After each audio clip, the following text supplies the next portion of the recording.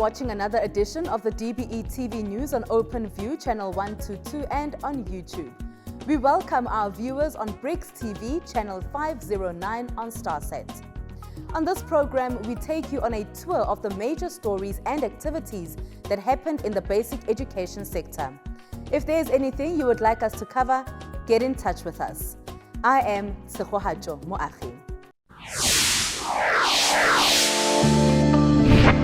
Welcome and thank you for choosing our platforms. In the news this week, we go inside the vaccination program in basic education and find out the very latest. Most people in the sector have received their Johnson & Johnson vaccine, but how do they feel? We find out from officials who work at the head office of the department. We've been hearing about a migration of ECD from the Department of Social Development to the Basic Education Department. We get more details about this and what this will mean for the centers. The 2023 school calendar is out, and you can now comment on it. Stay tuned to find out how. And I also have coined a certain slogan that makes me to succeed each and every time. The slogan says, hard work kills nobody. Nobody was killed because of working hard. Everything changes because of hard work. That is Dr. Mwako Stephen Sibopetsa. He is not just a principal in Limpopo, but has received the Global Principals Award. More about this remarkable man coming up in this bulletin. But remember, you get to have your say too by sharing your thoughts with us or any story you would like us to cover on our Twitter page at DBE_SA and at DBE TV News, Facebook DBE SA, Instagram DBE SA. You can use the hashtag DBE News.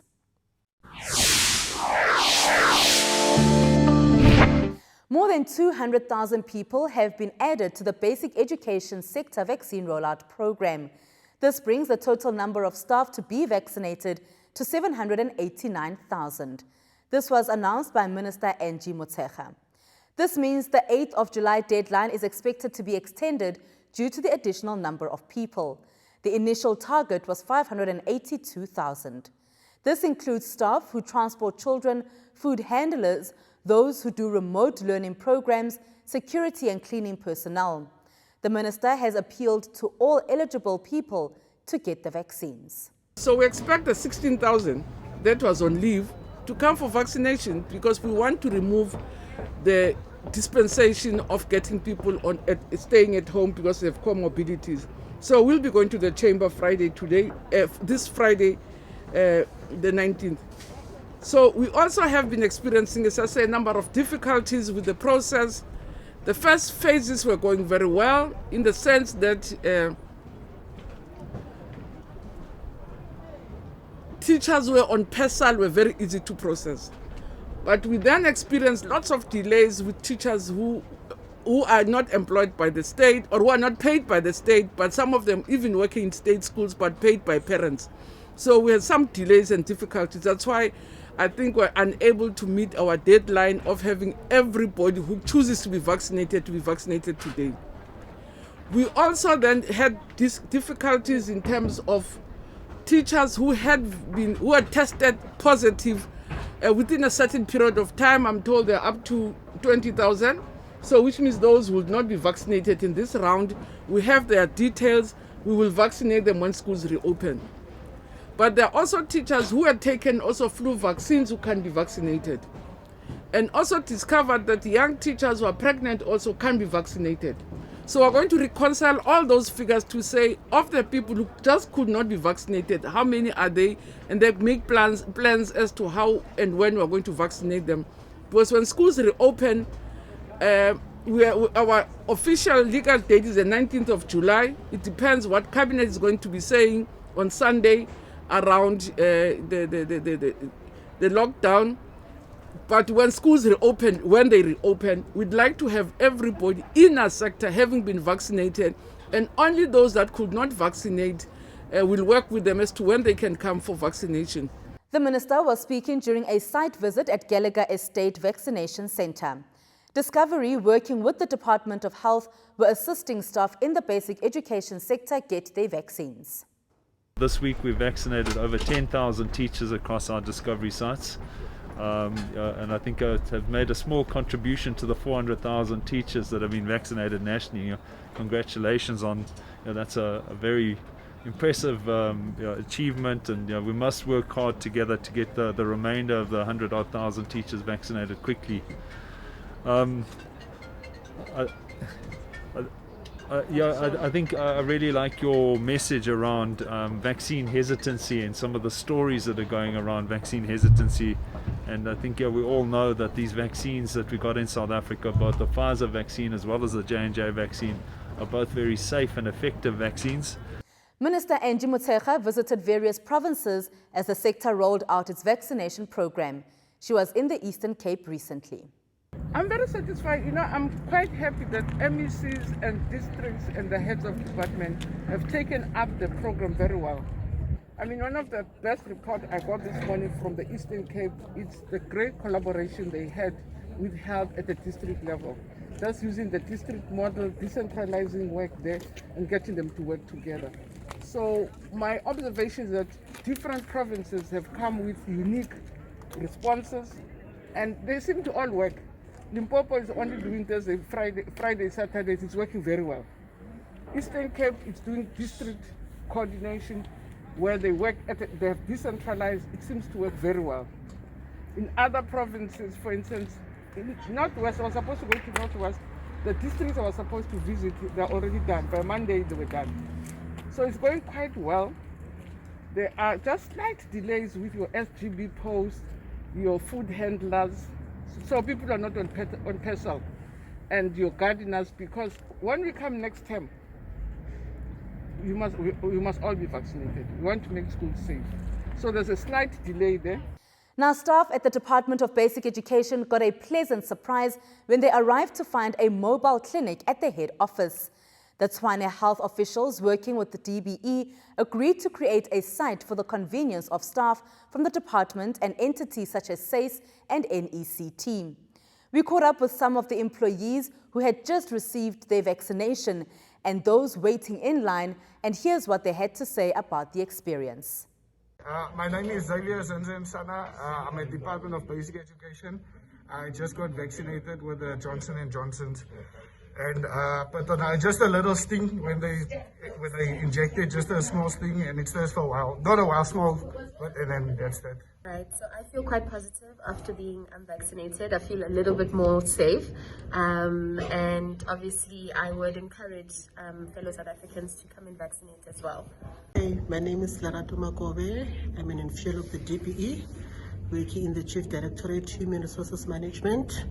I'm actually excited today to be part of this program because I'm not only protecting myself, my colleagues, I'm also protecting my family and my loved ones.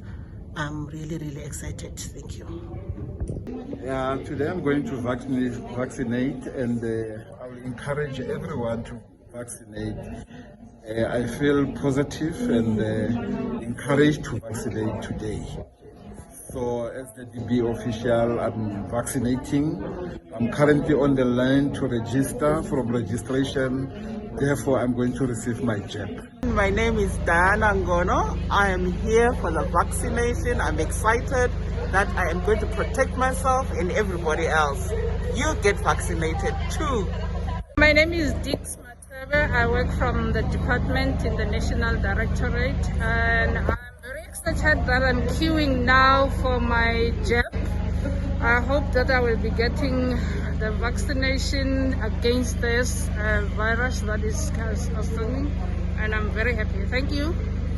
My name is Frank. I'm from the Qualita Shwara. I've come for the vaccination. I actually got a notice to come for vaccination around noon today, and because of my willingness to get vaccinated, I rushed to come and get my J&J jab. That's it. Thank you. Stay with us. More news coming up after this break.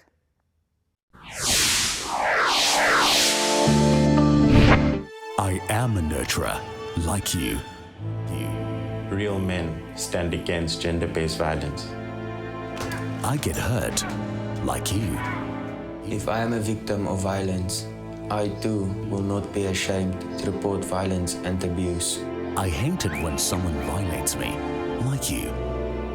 In a violent situation, there is power in walking away. I will not take part in fights at school. All I want is to feel safe, to feel loved, and to be free to show love, like you. I cry when I'm hurt, because to feel is to be human. I pledge to be more open about my emotions. Make it part of the new normal for young boys to be nurtured and loved, to freely express themselves and to show love in a safe, inclusive way. We have different gender identities, but first, we are human. If you need assistance to help your child, contact Childline on 08000 55 555. Welcome back. President Cyril Ramaphosa has signed the proclamation that gives effect to the migration of ECD functions from the Department of Social Development to the Department of Basic Education. This migration has been a work in progress for quite some time now. Those who are following the developments are waiting eagerly to hear what's next. ECDs are seen as the starting block for the future of children's education and development. They are also seen as an opportunity to bridge the inequality gap in South Africa. 2 years ago, President Cyril Ramaphosa announced that the function shift needs to take place. But what has happened since this announcement? We find out. So 2019, 2020, we spent a lot of time with social development, figuring out what exactly is the responsibility, what have they been doing, who have been doing it, what budget's been allocated for that. And we've basically ring-fenced the function as is, at a national level, at a provincial level, and now that will all be shifting on 1 April 2022. So we've been working on figuring out what the function is, what the resources is, but we've also parallel started working on how would ECD look like under DBE. Everything won't be changing on 1 April 2022. It will be systematic over the next 5 to 10 years, and everything will be communicated with the sector in advance. But we've been planning to say, how can we strengthen the sector and how can we support the sector better going forward? We know the Basic Education Department has been responsible for developing the curriculum in these centers. What other educational benefits are there with this migration?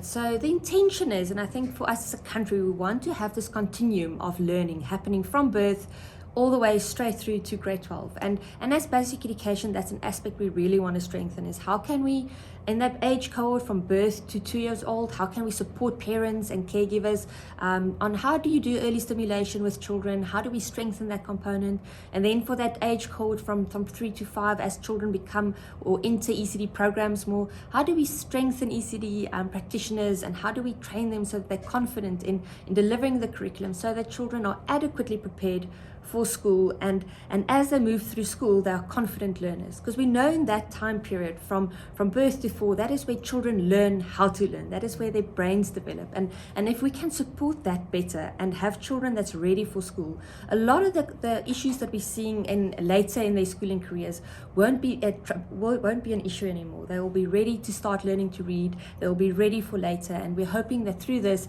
dropout rates will diminish and children will be ready for later in their lives. To those who have concerns about this shift, what's the department's message to them? Well, so the intention is for this shift to be as smooth as possible so that it won't affect their daily lives. If there might be some small changes in terms of the person that they've used to report to, that used to support them, it might be a new face, but apart from that, nothing will shift. Over time, we want to listen to the concerns in the sector, we want to strengthen the sector, but that will come over a period of time. All stakeholders will be engaged properly before any changes are made. So the intention is for on the ground, people shouldn't feel the shift dramatically initially. In other news, the 2023 calendar for public schools is out and your inputs are needed. For planning purposes, not just for teachers and parents, but for other stakeholders too, the Basic Education Department releases the calendar in advance. However, COVID-19 has had a knock-on effect on this planning process, and in some instances, the calendar has had to be amended a few times in a year. It is a requirement by law that any policy that is going to be published, because the calendar, when it's published, becomes policy. It is a requirement by law that we must seek public comments. And in this instance, we want comments from the participants in the sector, that is your learners, your parents, your SGP organizations, your government, your labor relations organizations, all those stakeholders within the sector. But not only within the sector, as I said earlier, that we are talking about planning for the country. Also, therefore, we require or we expect members of the general public, anyone who's got a view, anyone who's got an interest in the calendars, to make an input. With public comments now allowed for the proposed 2023 school year calendar for public schools, what are the comments received so far? Well, let's talk to specifically this calendar. This calendar is a staggered calendar. A staggered calendar is a calendar which is implemented in 2 phases. 2 phases means the first phase would be either the coastal provinces, usually it is the coastal provinces. Then the second phase will be the inland provinces. Now, we have received already comments around that issue. Some comments are preferring a single calendar. In other words, you do not differentiate between coastal and inland provinces. We must just have a single calendar. But I must add that in terms of the policy currently, it prefers a staggered calendar for obvious reasons. For example, for traffic, in terms of returning back from holidays, going back to work, it addresses that question.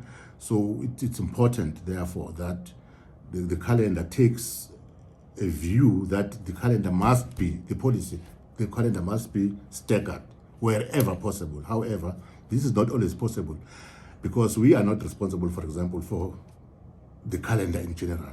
That's Home Affairs.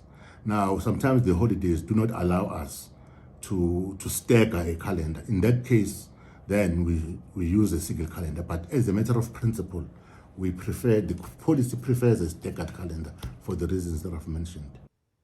The COVID-19 pandemic has wreaked havoc in all sectors of our lives, and this is no different from Lambo and his team who work on the school calendar. Well, that has been a nightmare, not only for the calendar processes, but just generally. But specifically in the sector, we have seen since the COVID started. If I'm not mistaken, I think the calendar for 2020 was changed or amended 3 times. And already this one that we are having currently already was amended at the beginning of the year. You'll recall that we were supposed to open in January, but then because of the delays in the previous year, that had a knock-on effect on 2021. And the schools had to start a bit later. Now I can't say we have changed the calendar again. With this current lockdown, we have just, as the president had announced, brought forward the June holidays. So that does not change the calendar at all.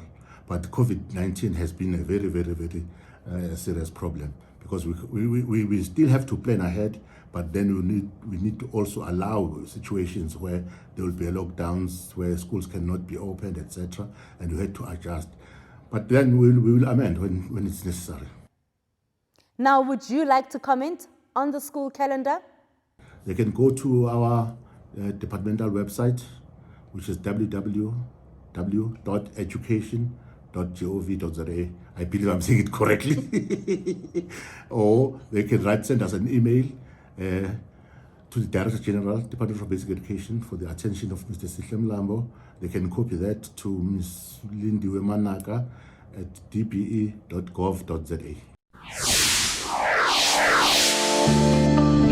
As you return to school in the COVID-19 environment, this is what you need to know. On your way to school, keep your mask on at all times. Avoid touching surfaces, but also try not to touch your face, nose and eyes. Remember to wash your hands with soap for at least 20 seconds regularly. It would be nice, but please don't hug your friends. Avoid sharing stationery and your books, but if you really have to, always talk to your teacher first about it. And don't ever share your mask. Your mask is your safety.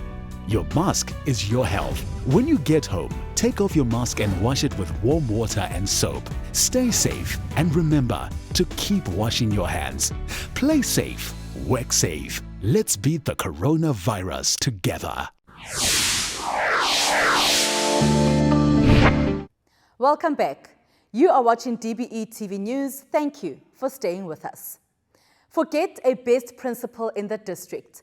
The Limpopo province has given us the best principal in the world.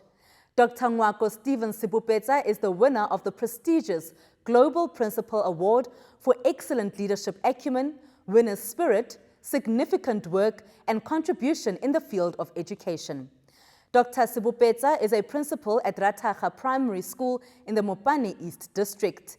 He has been in the education sector for about 36 years when he started working as a teacher in high school. His motto in life is that hard work kills nobody. Now, I had the privilege of speaking to Dr. Sibupeta. I started by asking him what the Global Principals Award means to him and to the basic education sector. I'm so grateful that in the country and also outside the country, they can recognize the work that they've been doing from my inception as the teacher up to now.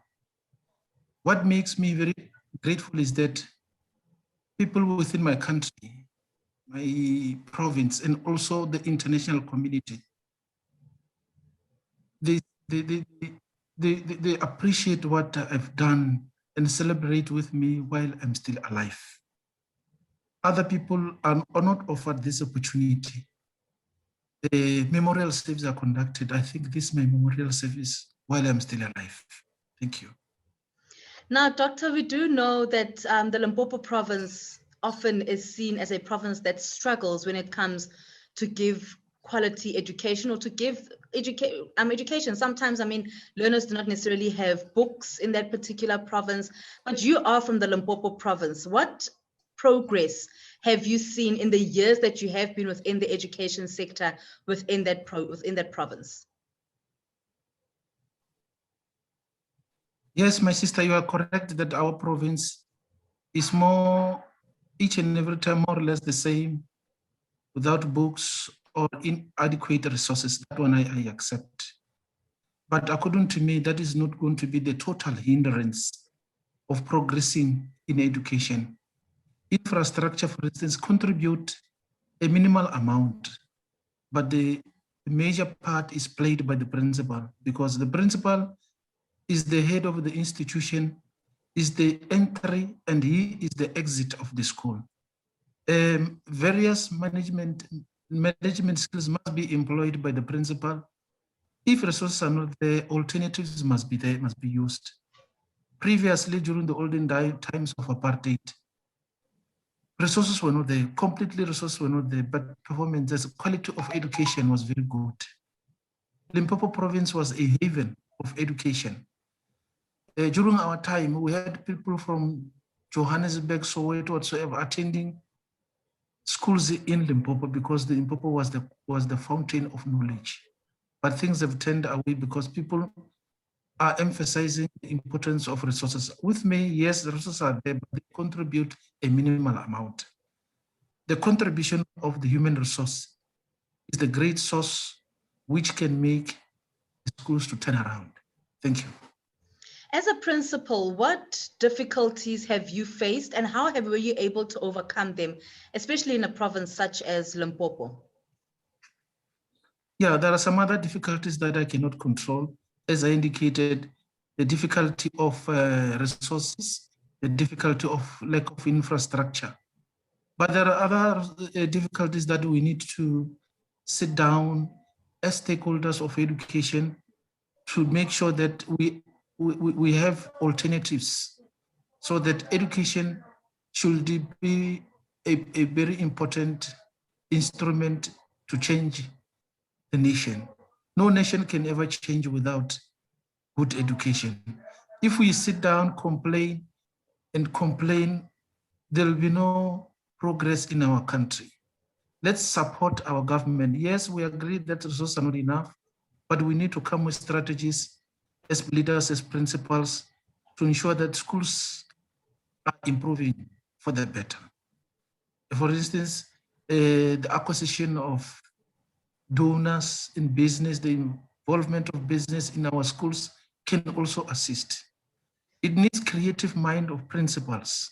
It needs creative mind of supportive structures such as the SGB and even the teachers, so that our schools can become a haven, a fountain of knowledge and hope for those who are disadvantaged. It's not an excuse, according to me. Thank you. Principal, this award that you have now been given, it's quite a huge award actually. And how do you think this will impact your work that you now do within the schooling environment and just what you do within the community? Yeah, I think it will be an example to other principals that it is possible. Even if you are coming from a poor background, that is not going to be an excuse. I think because of my age, they may use me as an example to teach other principals how it happened so that they can be on more or less the same standard with our school where I teach. The lack of infrastructure, as I indicated, is not a precondition for improving the quality of education. The quality of education lies in the hands of a teacher and the principal. On that positive note, we have come to the end of this week's edition of DBE TV News on OpenView Channel 122, on YouTube and on BRICS TV Channel 509 Starset. Remember to get in touch with us via all our social media platforms using the hashtag DBE News. During this break, remember to read with your children. It is also important for them to read to you. Until next time, it's goodbye from myself, Tsegoha Jomoagi, and the DBE TV News team.